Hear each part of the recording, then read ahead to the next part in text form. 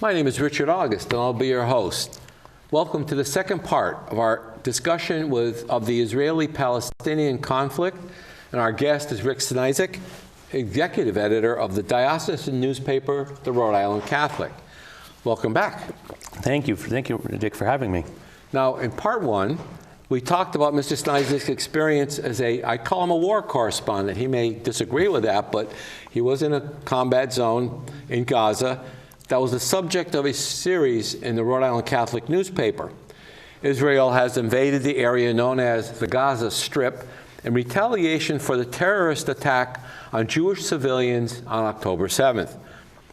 That attack was perpetrated while a ceasefire was in effect by a group known as Hamas that is reportedly funded by Iran.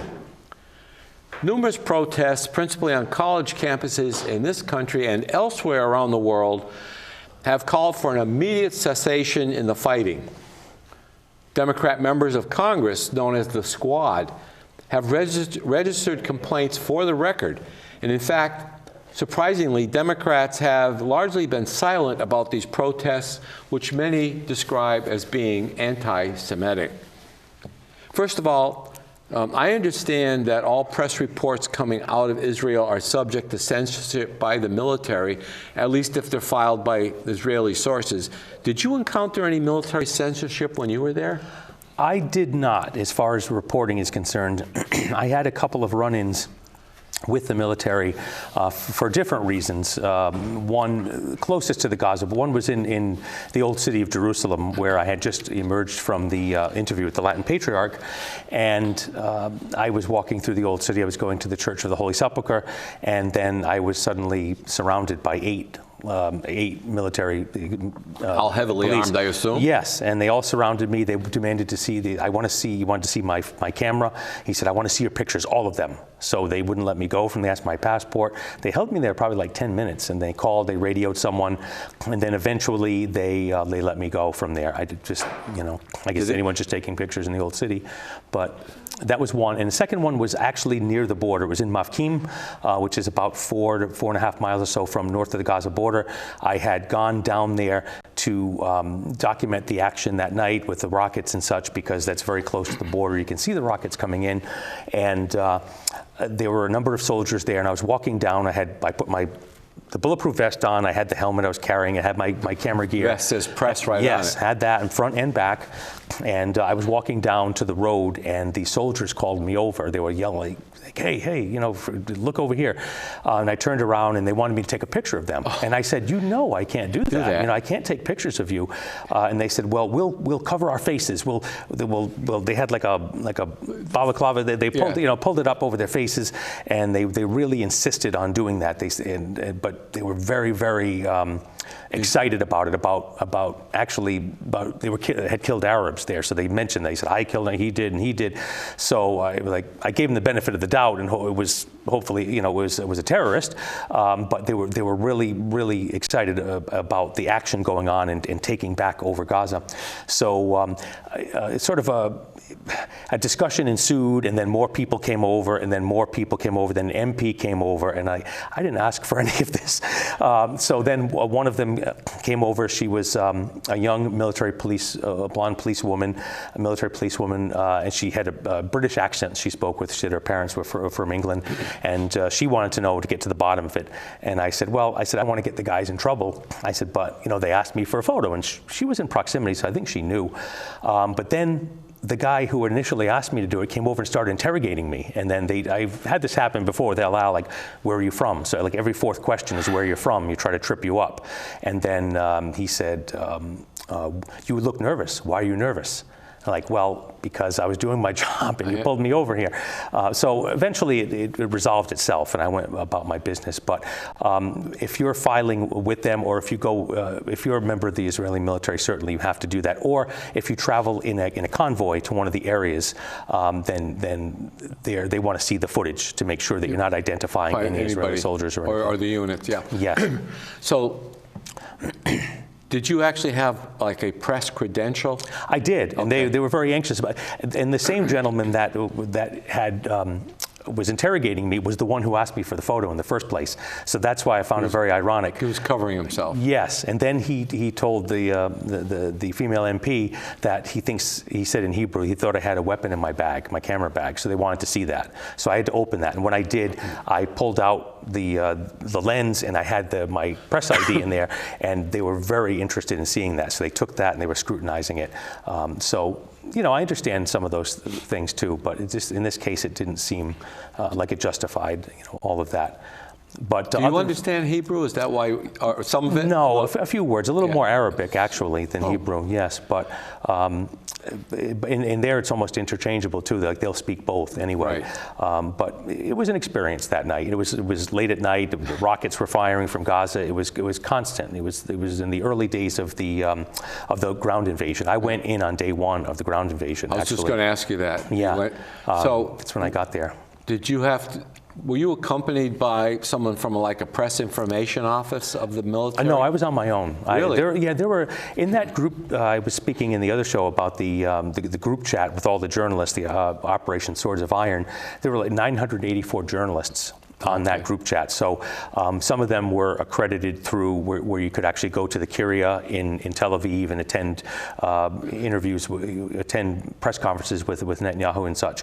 But then the rest of us, you're free to roam about the country at will.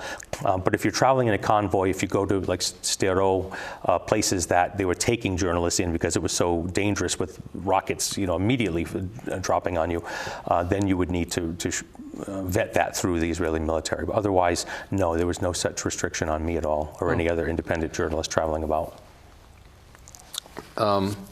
The Israeli Prime Minister Benjamin or Bibi Netanyahu is a member of the militant Likud party, as you know, and he's formed a war cabinet in response to the attack of October 7th. Analysts of the situation in the Middle East are saying that the attack by Hamas has given the Likud party an opportunity to drive Palestinians into Egypt and Jordan and annihilate the rest. And some people that are protesting argue that this amounts to genocide. You say what? Is a two-state solution possible at all? Given the size of the land and having been there a few times, from top to bottom, it's really the size of New Jersey. It takes like 6 hours to get from the north, where there's a ski mountain there, surprising in the Middle East, Mount Hermon, on the Syria-Lebanese-Israeli border. And it snows there and such, so it's completely different. And then down to the south in the desert is only about a 6-hour drive. The land there it's difficult because the other issue is, on the way to Tel Aviv a few years ago, on one of my other trips, a press trip I went on, the guide who led us there, she was a former lawyer who was now doing that for the government, and she read a passage from a work written by Mark Twain about a trip to the Middle East, yes, and about how when he went to Tel Aviv, it was a swamp infested, and she read it all in those terms. And that was like 1888. Yes, yeah, he took a trip all through that part of the world in Turkey and such, and then he was actually going broke at the time, I think, Mark Twain, and that's how he resurrected his career, I understand, with the money from that book. But I was wondering, why is she talking about it in such negative terms? So we get there, we pull up into Jaffa, which is in South Tel Aviv. It's the predominantly Arab area of very cultured. Lots of the Phoenicians used to operate from there 2,000 years ago, and we walked out onto sort of the corniche that's near St. Peter Church, and there's a beautiful view of the skyline of Tel Aviv, and you can see right across on the edge of the Mediterranean. Then she took her hand and she said, "That is the product of Zionism." Yep. So then it made sense to me, like that's how it was. Without that would still be a swamp-infested wasteland. So the problem is with the Palestinians is that recently there were deals done, the Abraham Accords, where Israel formed ties with I think the UAE and some other countries, like trade and tourism ties. The thing is, there were good deals for Israel and the other Arab countries that brought them together. But what it did was it did an end run around the Palestinians. So it didn't provide a solution to that. So it was just like they didn't exist. They're still going to continue. But there's such a heavy influence on these, Hezbollah and Hamas, like the radical groups from Iran. But people have to understand that most of the people are not like that. I've never met radical Palestinians before. I've met many Palestinians in different parts of the West Bank, and they don't want anything more than a stable job, an income, to have time with their families. That's what they want. They decry this type of war. I mean, they're not looking forward to this at all. But the militant groups, unfortunately, hold sway. So and Netanyahu had said this once before, because they took the Golan Heights. We went up to the Golan as well, which is right on the border of Syria. You can actually look down into Syria. So he had said that if we gave this back, because they took it in 1967 because they were shooting down at them, he said, if we gave this back right now, ISIS, and this was a few years ago, would be swimming in the Galilee because it would be right up against it, and they would be there. So they know they need a buffer zone for that. So there's really, if they're just sort of adrift, the Palestinians, what they would really benefit from most, and I've had Palestinian Israelis tell me this, like they're Palestinians who have earned Israeli citizenship, which gives them rights to health care. They have a health care card. They have serve in parliament. Yes, they serve in parliament, be a member of the Knesset. They have travel documents which allow them to go out of Ben Gurion Airport. There are other Palestinians in Bethlehem, for instance.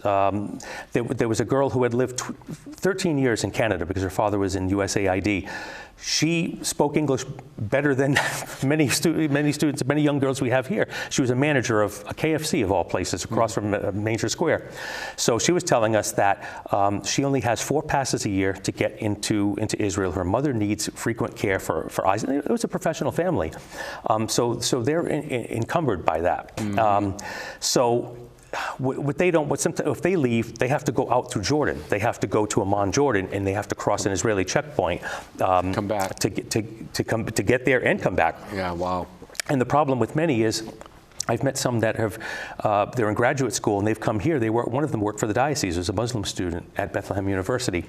And he said that if he were to move out of there and go take a job somewhere else, he wouldn't be able to go back. Like his residency would be revoked. And so there's a feeling that there's a lot of that as well. That, it's almost like discrimination. Well, it is discrimination in a way. It is. It makes it hard for them to work. Yes. Because the West Bank is a fairly large area, but Israel controls a lot of that. They control area.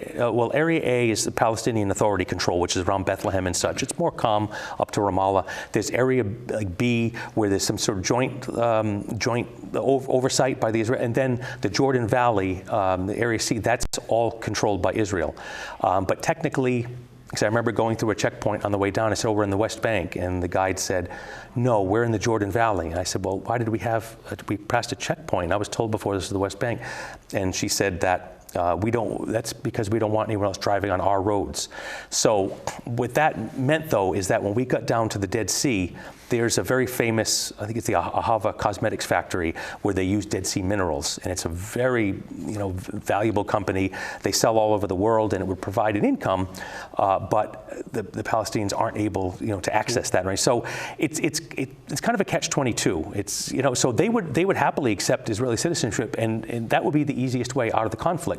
But if they did, then they would have a right to vote. So it's almost like in South Africa before with Mandela and de Klerk at the time when he came out, when everyone had the right to vote, he was voted in. So that's the sticking point. And all of that could easily be resolved because there's enough there. And the Palestinian gentleman who told me that said, there's enough in this basket for all of us. Like if we were just all had Israeli citizenship, that would be the resolution to it. But now you're talking about the West Bank. Now people have to understand that the Gaza Strip is a strip of land on the coast that borders the Sinai Desert in Egypt. Yes. The West Bank is bordering on, I believe, Syria.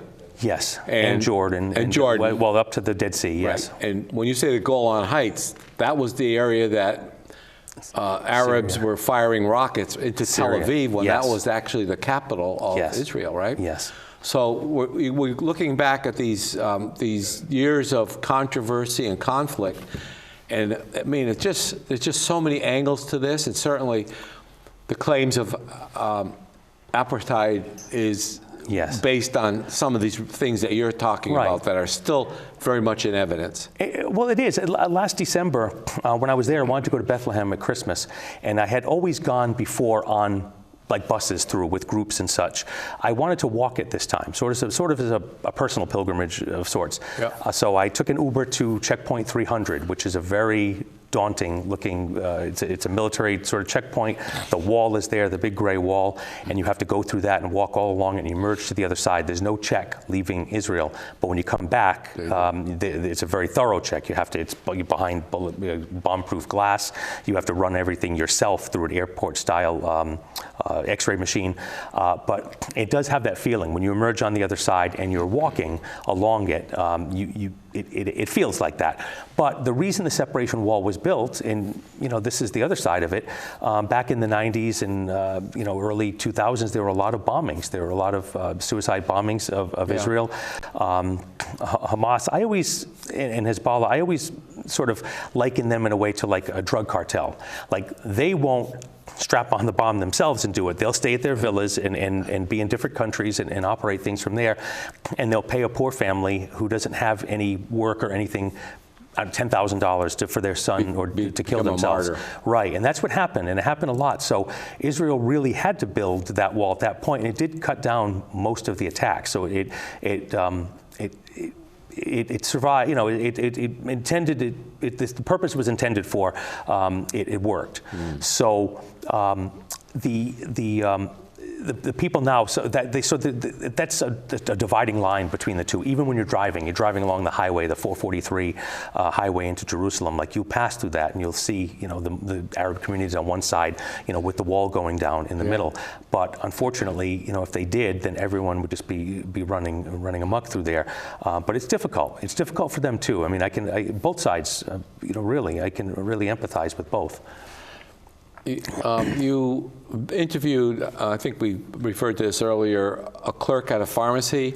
Yes. Who was a victim of a Hamas rocket attack on her apartment building. And she told you that after living under these conditions for over 20 years, that, and after the extreme brutality of the attacks on October 7th, there was no way that Israelis and Palestinians could ever live in such proximity again. So again, it just seems to me that the divide is so wide, it's almost impossible to bridge it. Yes. And if they turn down a two-state solution, there's no answer. There's going to be no end to this. Am I overstating this? Israel, in my view, Israel would never allow a two-state solution, honestly. I mean, I've been to the West Bank. They've offered it. They said they've offered it. They did in the past, and I think Arafat had the greatest chance of taking the most land, like 98% of the land and such. So, but now the Israelis have been building settlements in the West Bank. There are different settlements, and I actually visited one on this trip. Where they weren't really supposed to, but they... Right.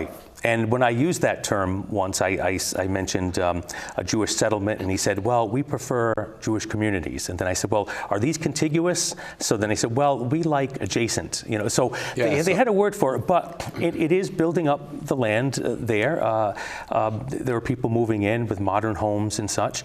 And I mean, it would be nice if Palestinians could have something similar there as well. But the way it's being done is that it's in a way to thwart the future, like you won't be able to displace people like that. So I don't think that they'd ever want it. And again, I'm of the mindset that, it would be better to have a single state with rights for everyone there. The Palestinians would kind of be assimilated into it in a way, but maintain their culture. But the land is too small for that, and they don't have a steady authority.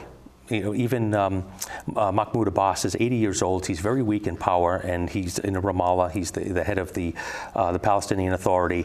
So there's very little that he can do. His voice is very little. He didn't decry the attacks at the very beginning, so there was some outrage about that. But the sentiment is growing, though, against Israel in the West Bank, even against Americans, too. I mean, we were always loved there. Whenever I go over and other people would go to different places, because we supported them on the global stage.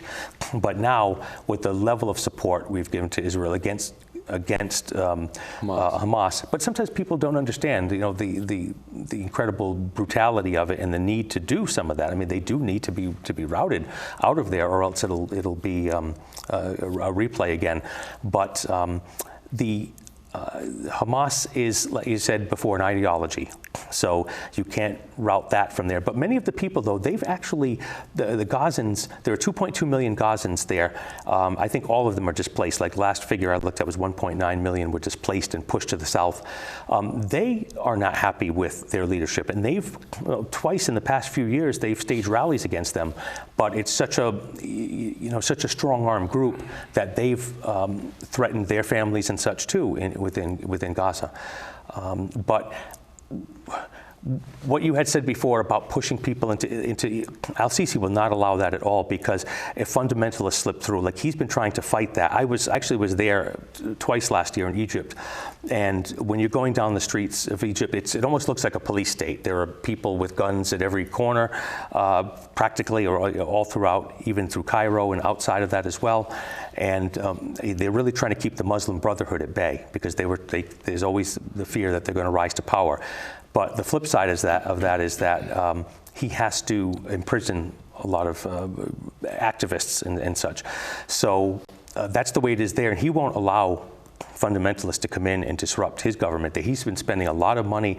When you drive outside of Cairo 20 or 30 minutes, it's unbelievable. The modern buildings and highways and things being built, it's really being like re-energized, but it's to attract foreigners and foreign money. There's a lot of Gulf money coming into that area, but I was really impressed with the look of it. So they're not going to risk that. Al-Sisi is not going to risk. He's trying to. When you say Al-Sisi, he is the president of Egypt. Oh yes, President Al-Sisi, yes. Fattah al-Sisi, and in King Hussein, King Abdullah in Jordan, he doesn't want that either. I mean, his wife's a Palestinian, and he empathizes with them. But if radical Palestinians start coming in, then his government is always on the bubble. Yes, he has a shaky coalition there in his government. So they're all worried about their own survival. So that leaves no easy answer. Before we went on the air, I told you that I have been watching foreign reports as opposed to the American media about what's going on. And some evenings I watch British or Australian or English, not German. Yes. And one of the reports that disturbed me is that there are reports that are coming out of Israel that the IDF caused some of the casualties on October 7th. And I don't know if you're familiar with this, some of the 1,400 civilians killed were the result of, quote, friendly fire by the IDF. One report was that there was a very much publicized death of an 11-year-old girl whose body was so badly charred that it took weeks to identify the remains. And it turns out, at least according to this reporter, that an IDF tank actually fired a round into the house where she was. Yes. So, this again becomes a question of who's deciding what the public should see and hear. Another report, and you may not be familiar with the term, the Hannibal Protocol. Yes. Do you hear anything about that when you were there? Okay. The investigative reporter who had connections to Israeli intelligence said that this is a policy of the Israeli Defense Forces that if an Israeli or Jew that is living in Israel, doesn't have to be an Israeli citizen, but a Jew who's there, is being taken hostage, and for example is in the back of, say, an open truck that holds 4 terrorists, taking him or her to be a hostage, that an attack helicopter, for example, could open fire because it's acceptable collateral damage to kill the Jewish person if you're going to get 4 terrorists, which totally goes against anything that America would countenance. It just seems that and again, I want to say that this report was from an Israeli investigative reporter who was very careful about the sources. The pharmacy clerk that we talked about a moment ago said, and I'm quoting again from your article, the IDF should raise everything in the Gaza Strip to the ground. And this reporter went on and he said the IDF actually ran out of targets 11 days after they started. And now they're using artificial intelligence programs to identify what are called power targets, high-rise apartments, government buildings that are going to be prime targets because their destruction would cause the Palestinian population to rise up against or Right. put pressure on Yes. the government to negotiate or quit. But it doesn't, when you drop a 2,000-pound bomb in a residential neighborhood on a 9-story apartment building, and there's got to be civilian casualties. Yes. Well, I would hear them come every night when I was in Ashdod. There was a deck at the hotel outside the room, and constantly during the night there'd be a pair of bombers, Israeli bombers. So you'd hear the roar. They'd get over like my left shoulder, and then they would sort of cut back on the engines. They'd glide in, and then I hated to do it that way, but I could almost determine like when the bomb was going to be dropped, or the bomb, because I could hear it. I would know. I would actually think sometimes like, somebody's about to die. You hope it's the ones that are intended to be killed, the terrorists. But shortly after that, you'd hear like 15 or 20 explosions, so it's like multiple munitions going off at once, and then the two planes would arc out over the Mediterranean and go back, and maybe an hour later another pair would come in, and it was constant. It would be all night long. They would just do that. So they were striking targets, quite frequently in that there. The another report that came out was that the IDF, and I know that other sources have referred to female reservists who they call seekers that were on the border. Yes. They were assigned to really keep watch and just kind of spy into the Gaza Strip, and they were telling their commanders, you're nodding. I saw this, yes. Yeah, so they were telling their commanders, for the audience benefit, that there was activity taking place, and they were told to be quiet or else be charged with insubordination.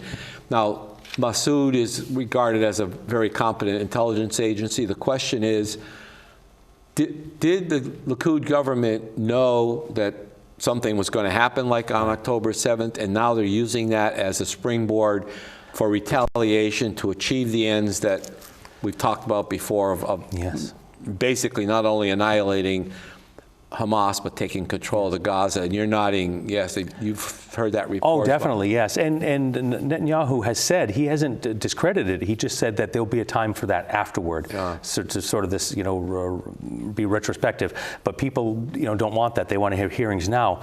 But the thing with Netanyahu is, he came to the group last December. He was supposed to meet with us, but he was just coming into power, and he was so frantic to put together a coalition because it was so shaky. They had us go through security. He was supposed to come, and he didn't go. He didn't come. So then we missed another opportunity at the Knesset because he was so frantic in trying to put that coalition to save his prime ministership. So he is on shaky ground for different things. He was already under indictment. He had case 2000 and case 4000 against him. And now in the government, the nationalists want to have the ability to have the Knesset overrule Supreme Court decisions. Wow. So that is a big point of contention in Israel right now. And that's why there were tens of thousands just before this showing up in Tel Aviv. They drove to Arnona, which is in Jerusalem, where Balfour, where the prime minister lives, and they were setting up vans with signs that said crime minister instead of prime minister. Wow. And tens of thousands people were opposing him. So he doesn't have universal support. No. People, I don't think, we're almost out of time, but I want to say people don't understand exactly how the parliamentary system works. If his party Likud is still a minority party, he has to, but it has enough votes. Right. He has to put together a coalition of his opponents, and he has formed a war cabinet, as it is. So he's clearly trying to keep his grasp on power. Yes. Well, Rick, we want to thank you so much for coming and sharing that with us. And as this situation develops, perhaps in the new year, we get more information. I'd love to have you come back and talk some more, because you do have contacts in the Middle East. Yes, there's one of the women whose children were taken hostage. She recently got them back. So did she? I interviewed her before, and we did a story. I did a story on that earlier on, and so now I'm looking at a follow-up. Now that the children are back, I reached out to her from here, and she wanted to give them a little time. So she indicated that it wasn't pleasant, the experience they had gone through. I'm sure. Thank you, audience, for watching this edition of State of the State. Happy New Year, and please watch us in the coming months. Thank you very much, and thank you, Rick. Thank you, Dick. Thank you for your service.